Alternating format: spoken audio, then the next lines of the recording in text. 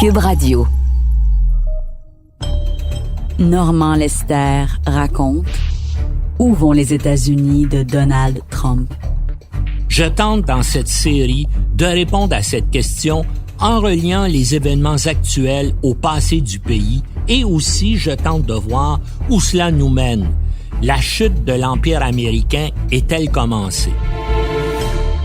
Le peuple qui se donne comme projet de défendre la démocratie sur la planète entière semble maintenant sur le point de la renier chez lui.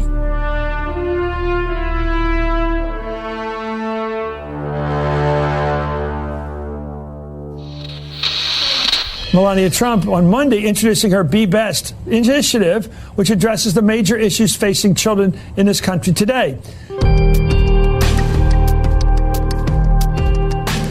Incroyable mais vrai. Les Américains sont à la traîne parmi les pays développés pour ce qui est de la pauvreté infantile. C'est une autre manifestation de la stupidité sociale et politique qui caractérise les États-Unis à l'ère de Trump. Le gouvernement fédéral américain et les gouvernements des États se rendent coupables de négligence outrancière envers les enfants pauvres et leur infligent des préjudices qui vont entraver leur développement social et intellectuel. Les statistiques à ce sujet sont une honte pour le pays le plus prétentieux de la planète. Comme le note le Washington Post, le taux de pauvreté infantile très élevé des États-Unis est franchement embarrassant. Je cite, « À l'instar de notre taux élevé de mortalité infantile, la pauvreté des enfants aux États-Unis reflète l'incapacité des décideurs de s'attaquer sérieusement aux défis auxquels sont confrontés les membres les plus vulnérables de la société. » Une étude publiée en 2016 par le Fonds des Nations unies pour l'enfance de l'UNICEF classe les pays les plus riches du monde en fonction du bien-être de leurs enfants les plus défavorisés. Sur 41 pays, les États-Unis se positionnent au 18e rang. Le rapport de l'UNICEF montre aussi que les États-Unis sont derrière des pays comme la Turquie et la Slovaquie pour les efforts visant à réduire la pauvreté infantile. Il y aurait une plus grande proportion d'enfants pauvres aux États-Unis qu'en Russie. Les États-Unis sont classés, dans certaines études, entre la Bulgarie et la Roumanie pour la pauvreté des enfants, bien que les Américains soient en moyenne 6 fois plus riches que les Bulgares et les Roumains.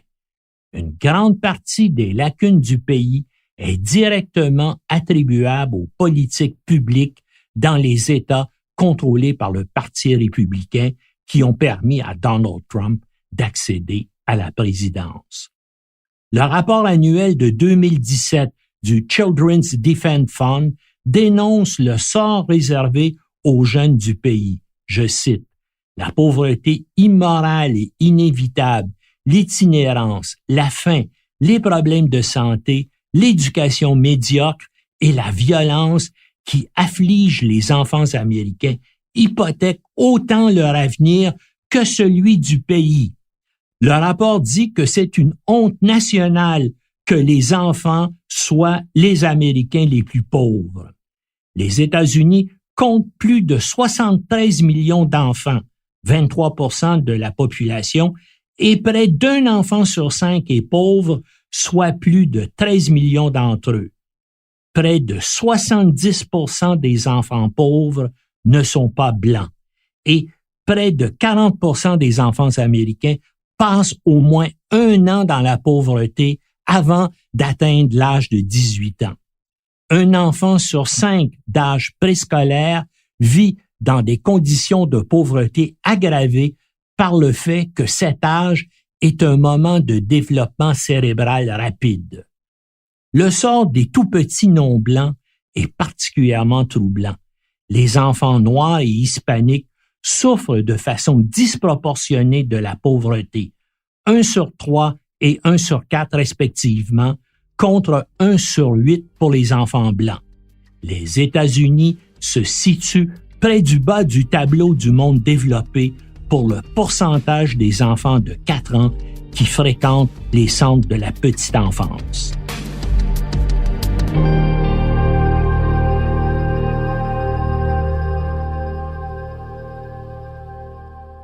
La spirale de l'inégalité des revenus entre les plus pauvres Américains et les plus riches accompagne la croissance économique actuelle. Les États-Unis définissent le seuil de pauvreté comme celui d'une famille vivant avec moins de 22 000 US par an, ce qui comprend 15% des Américains. Environ 3 millions d'enfants vivent dans des familles qui ne disposent que de 2 $ par jour par personne pour survivre, ce qui rivalise avec la pauvreté des enfants parmi les plus indigents de la planète. Comment expliquer la choquante et inquiétante indifférence des classes dirigeantes américaines au sort des enfants pauvres du pays? Eh bien, c'est que la majorité d'entre eux ne sont pas blancs. Mais cette désinvolture manifeste des législateurs particulièrement républicains face à la pauvreté infantile est financièrement stupide, dangereuse et irresponsable. La pauvreté infantile coûte beaucoup d'argent aux États-Unis. On estime à 672 milliards de dollars par année la perte de productivité, les mauvais résultats en matière de santé et l'augmentation de l'activité criminelle qu'elle engendre. Les républicains préfèrent proposer des lois qui favorisent massivement les riches. Le Children's Defense Fund ajoute que les inégalités de revenus et de richesse injustes sont en hausse. La richesse de l'Amérique a augmenté de 60% au cours des 6 dernières années. Parallèlement, le nombre d'enfants sans abri a également augmenté de 60%. Dans ce contexte de pauvreté infantile, Alan Ben-Meir du Center for Global Affairs de la New York University dénonce ce qu'il appelle la cruauté flagrante des réductions budgétaires proposées par Donald Trump dans son premier budget. Au cours des 10 prochaines années, Trump veut supprimer 190 milliards de dollars du programme d'aide supplémentaire à la nutrition infantile et réduire de 616 milliards de dollars le programme d'assurance maladie pour enfants, en plus d'enlever 21 milliards de dollars d'aide sociale aux familles nécessiteuses.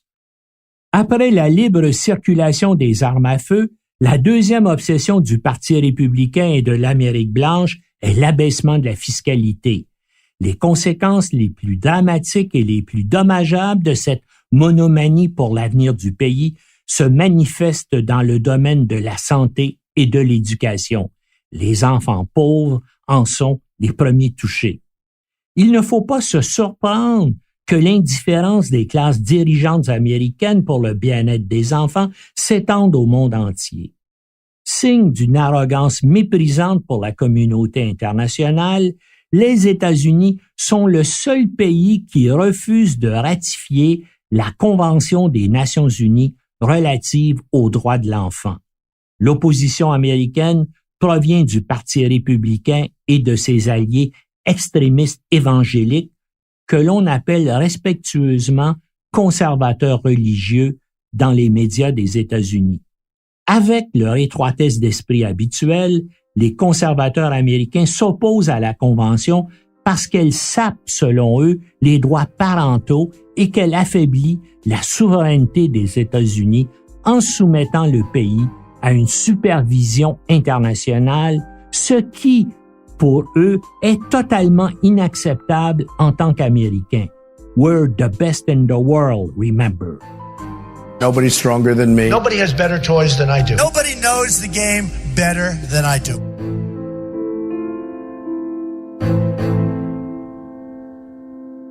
Le niveau effroyable de pauvreté des enfants a une incidence directe sur la mortalité infantile américaine. Selon les Centers for Disease Control, les États-Unis ont un taux de mortalité infantile plus élevé que 26 pays riches. Un bébé né aux États-Unis est près de 3 fois plus susceptible de mourir au cours de sa première année de vie que celui né en Finlande ou au Japon.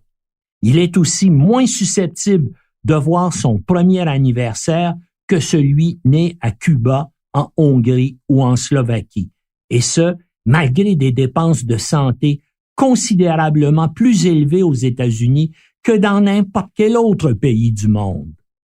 Avec près de 6 décès pour 1000 naissances vivantes, les États-Unis sont au 167e rang sur 224 pays entre la Serbie et la Croatie. Et le taux de mortalité infantile présente des disparités raciales majeures. Les bébés noirs sont presque 2 fois plus susceptibles de mourir que les bébés blancs. Le Mississippi a le taux de mortalité infantile le plus élevé des États-Unis avec 11 décès pour 1000 naissances. C'est nettement pire que le Botswana où l'on dénombre en 2015 9 décès de nourrissons pour 1000 naissances. La mortalité infantile chez les Noirs du Mississippi est 2 fois plus élevée que la moyenne nationale. La santé des mères, avant et pendant la grossesse, est l'un des facteurs déterminants de la mort des enfants. Au Mississippi, les Noirs sont plus susceptibles que les Blancs d'être pauvres. 40% Noirs et 11% de Blancs y vivent sous le seuil de la pauvreté en 2013. Les Centers for Disease Control montrent également qu'à l'échelle nationale, les femmes noires sont 50% plus susceptibles de donner naissance à un bébé prématuré. L'un des moyens de lutter contre la mortalité infantile est d'adopter des politiques de santé publique favorisant la réduction des naissances prématurées, le tueur numéro 1 de bébés.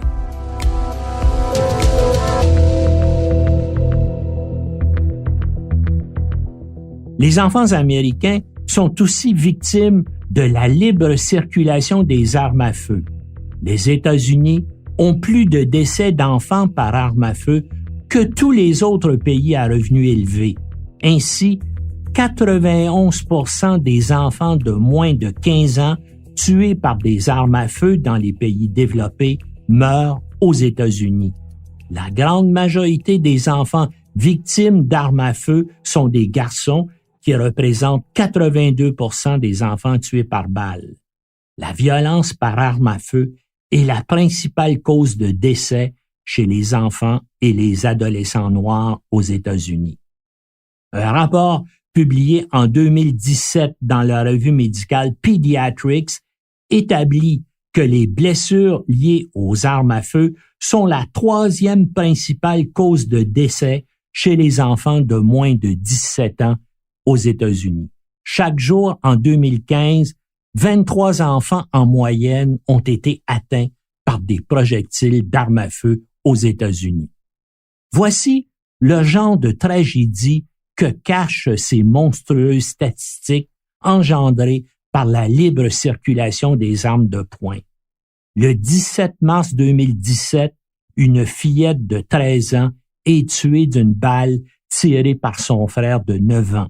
Le petit garçon voulait la manette de jeu vidéo de sa sœur, mais elle refusait de la lui donner.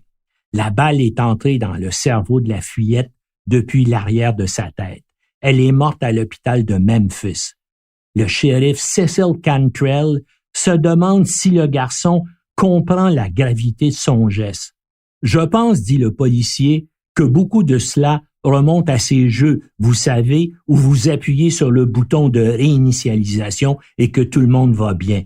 Je suppose qu'il a vu ça sur des jeux vidéo ou à la télévision. » Autre tragédie semblable, début juillet 2018, un bébé de 2 ans se tire une balle dans la tête à l'aide d'une arme qui traîne dans le domicile familial à Fresno, en Californie. Selon la police, le tout petit était à la maison avec 2 adultes lorsque l'accident tragique s'est produit dans la chambre des parents.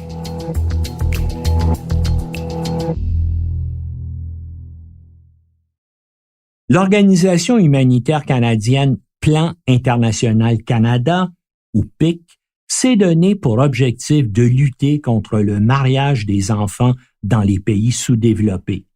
L'organisme affirme sur son site que la pratique du mariage des enfants viole les droits de la personne des filles, limite leur éducation et nuit à leur santé. Mais bien que cela soit interdit par les lois internationales, les droits de la personne et par plusieurs lois nationales partout dans le monde, les mariages d'enfants continuent de priver les filles de leur enfance. Plan International Canada identifie le Niger, le Tchad, le Bangladesh et le Mali parmi les pays avec le plus haut taux de mariage d'enfants.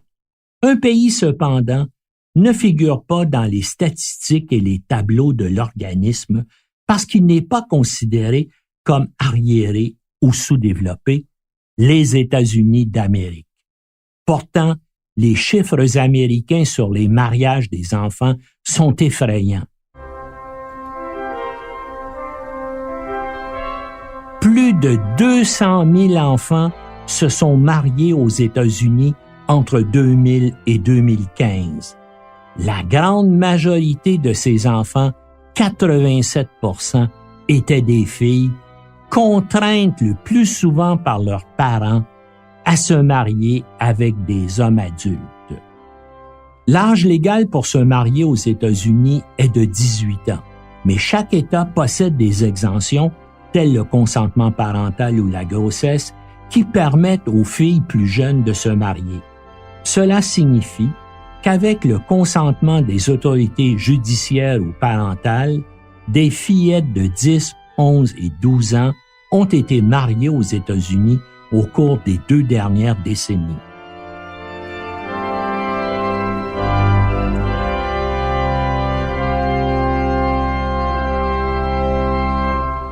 Madame Freddie Rice, la fondatrice d'Unchained Atlas, un groupe qui milite pour l'abolition du mariage des enfants, a découvert le cas de 3 petites filles de 10 ans du Tennessee qui ont épousé des hommes âgés de 24, 25 et 31 ans en 2001 et un garçon âgé de 11 ans a épousé une femme de 27 ans dans le même État en 2006.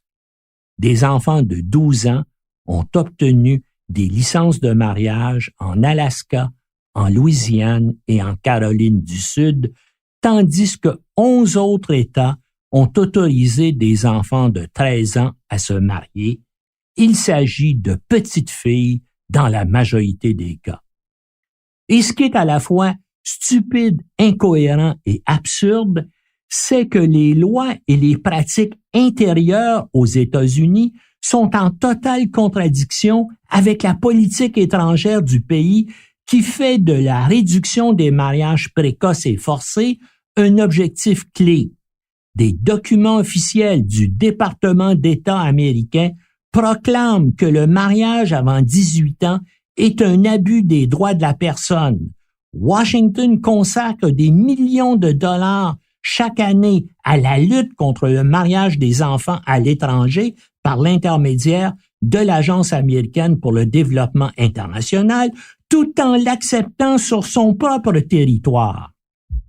Les lois sur le mariage des enfants aux États-Unis sont comparables à celles de pays comme l'Iran, l'Arabie saoudite et le Yémen.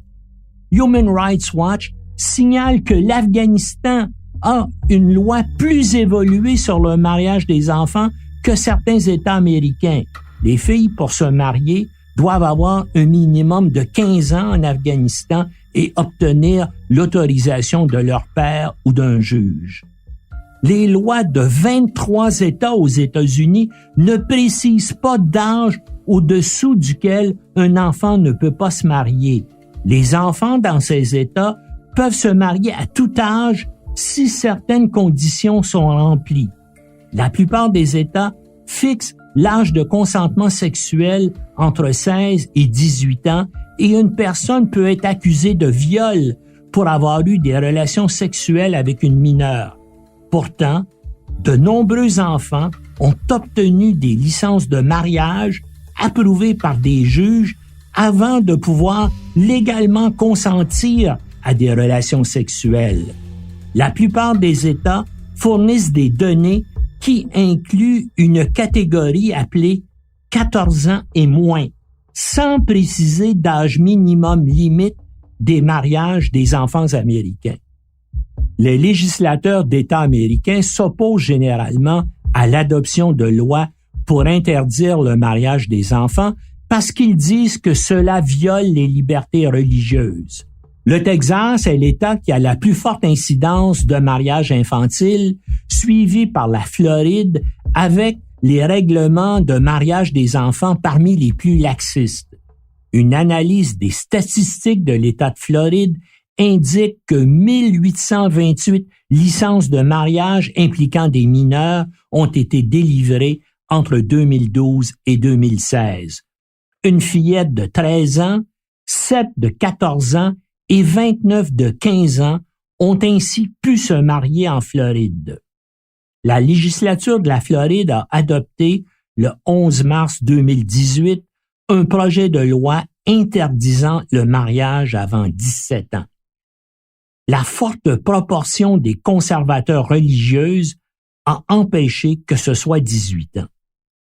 Des projets de loi similaires au Kentucky et au Tennessee ont été bloqués par des élus républicains soutenus par des sectes évangéliques. C'est la campagne menée par une femme qui a été forcée d'épouser son violeur alors qu'elle n'avait que 11 ans qui amène la Floride à modifier sa loi. Sherry Johnson était dans la galerie de la législature de l'État lorsque les élus ont adopté le projet de loi supprimant les exemptions permettant aux enfants de tout âge de se marier si une grossesse est en cause et pourvu qu'un juge approuve le mariage. Sherry Johnson a été violée par un diacre de son église pentecôtiste quand elle avait 9 ans. Elle a accouché à 10 ans et été forcée d'épouser son violeur à 11 ans. Elle a expliqué que son église avait fait pression sur sa mère pour qu'elle accepte le mariage.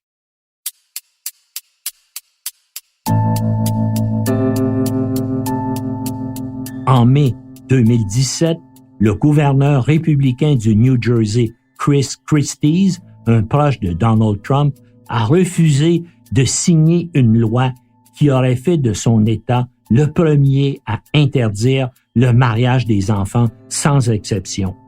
À noter que 3500 enfants se sont mariés au New Jersey entre 1995 et 2012. Chris Christie affirme qu'une telle loi entre en conflit avec les principes de la liberté religieuse puisqu'elle contrevient aux enseignements et coutumes de certaines religions. Il ne parle pas de l'islam, là, mais bien de certaines sectes baptistes et pentecôtistes. Le projet de loi, mis au rebut par Christie, avait pourtant été approuvé par les 2 chambres de la législature du New Jersey. Il faut dire que certaines sectes évangéliques encouragent les adolescentes à fréquenter et à épouser des hommes plus âgés. C'est le cas de la Independent Fundamentalist Baptist Church, qui a tenté de cacher plusieurs cas d'abus sexuels de mineurs par des adultes membres de la secte. L'ancien pasteur en chef de la prétendue Église, Jack Shapps, a même eu le culot de demander d'être libéré de prison après avoir été reconnu coupable d'abus sexuels sur une adolescente de 16 ans en affirmant que l'agressivité de sa victime avait inhibé son contrôle de ses pulsions. Plusieurs autres histoires d'abus sexuels d'adolescentes ont éclaté dans des congrégations de cette secte. Dans une affaire très médiatisée, une adolescente de 15 ans enceinte à la suite d'un viol par un diacre baptiste a été forcée de confesser son péché devant les membres réunis de la secte qui a tenté sans succès de dissimuler le crime. Encore aujourd'hui, des mariages d'enfants, souvent, comme on l'a vu, des viols légalisés après coup, se produisent à travers les États-Unis. Des greffiers et des juges accordent ouvertement des licences de mariage à des hommes adultes qui épousent des petites filles qu'ils ont fécondées. Des procureurs consentent à renoncer aux poursuites si le violeur accepte d'épouser sa victime et que les parents de l'enfant approuvent le mariage. Globalement, il faut le dire, le nombre total de mineurs qui se marient chaque année a diminué de plus de moitié depuis l'an 2000. Les taux de mariage des enfants sont toutefois restés plus élevés dans les États à forte population rurale comme l'Alabama, l'Idaho, le Kentucky et la Virginie occidentale, qui comptent parmi les plus forts taux de mariage de mineurs au pays. Ces États républicains partagent des taux de pauvreté élevés et abritent des conservateurs religieux qui considèrent souvent le mariage comme une solution à la sexualité des adolescentes et aux grossesses prénuptiales. Les jeunes Américains, particulièrement ceux issus des classes moyennes et pauvres, sont aussi défavorisés par le système d'éducation défaillant du pays. Le pays qui a les meilleures universités et certaines des plus grandes écoles où les jeunes de la planète entière accourent est incapable de donner à ses propres enfants une éducation convenable. La place des enfants américains dans les classements internationaux décline au rythme de la qualité de l'enseignement dans les écoles publiques américaines handicapées par les coupes budgétaires imposées par des politiciens le plus souvent républicains. Le Programme international pour le suivi des acquis des élèves, désigné par l'acronyme PISA, est un examen mondial administré tous les 3 ans qui mesure les connaissances des jeunes de 15 ans dans 72 pays et régions. Les résultats de 2015 montrent que les étudiants américains sont déclassés en sciences, en mathématiques et en lecture par leurs homologues dans 36 pays et régions, dont le Québec, le Canada et la France.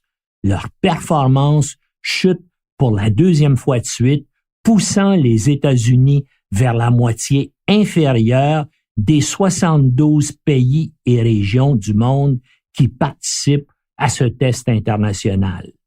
Ignorant ces chiffres et toujours aussi mal informés, les républicains sont plus susceptibles que les démocrates de considérer que les États-Unis possèdent un système d'école publique supérieure. 22% des républicains et des indépendants à tendance républicaine affirment que les écoles publiques des États-Unis sont les meilleures au monde ou supérieures à la moyenne. Un autre bel exemple d'ignorance et de stupidité sociale volontaire. Parmi les 35 pays industrialisés membres de l'Organisation de coopération et de développement économique, l'OCDE, les États-Unis se classent au 31e rang pour leur performance globale en éducation. Ils sont au 25e rang en sciences et au 24e rang en lecture. Singapour domine toutes les nations dans toutes les catégories. La Chine, le Japon, la Corée, le Canada, la Suisse et la Finlande figurent parmi les autres pays les plus performants. Pourtant, en 1970, les États-Unis avaient le taux le plus élevé de diplomation au monde. Maintenant, ils ont l'un des plus faibles. Selon l'OCDE, le taux global d'obtention de diplômes aux États-Unis les place au 23e rang sur 28 pays étudiés. Les États-Unis dépensent 40 000 $ pour chaque détenu dans leur prison qui déborde et seulement 8 000 pour chaque élève dans leurs écoles publiques délabrées. L'éducation est pourtant la clé pour réduire la criminalité. En 2018, le journal USA Today publie une liste des 50 États américains classés en fonction de la qualité de leur système d'éducation. Les États républicains remportent la palme de la médiocrité avec 9 des 10 systèmes d'éducation ayant les pires performances des États-Unis. Pratiquement tous des États du Sud, dont l'Arkansas, l'Alabama et le Mississippi. Penaud, le Nouveau-Mexique démocrate, se retrouve avec les 9 cancres républicains. Les dysfonctionnements du système politique et social américain se répercutent jusque dans les grandes universités du pays. Selon le site Politico, les universités américaines, jadis des rampes de la mobilité sociale, consolident maintenant la richesse existante, alimentant la réaction populaire qui a aidé à élire Donald Trump. Le site tire ses conclusions d'études récentes qui démontrent que l'enseignement supérieur n'assure plus la mobilité économique et l'ascension sociale, mais sert plutôt à récompenser et à consolider la richesse établie.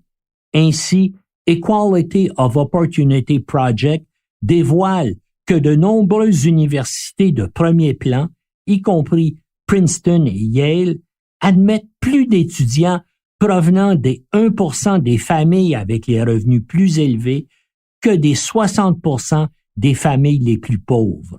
Politico démontre que les critères utilisés dans les classements universitaires réputés incitent les institutions d'enseignement supérieur à les intégrer dans leur stratégie de recrutement des étudiants. Ils favorisent ainsi la sélection d'étudiants issus de familles riches. Britt Kirwan, un ancien chancelier émérite de l'Université du Maryland, observe « Nous créons une sous-classe permanente en Amérique basée sur l'éducation, quelque chose que nous avons jamais eu auparavant.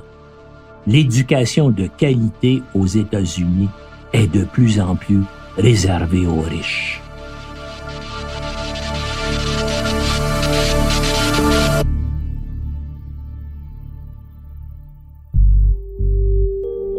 C'était un balado de Normand Lester. À la réalisation, Bastien Gagnon La France. Au montage, Philippe Séguin. Une production Cube Radio.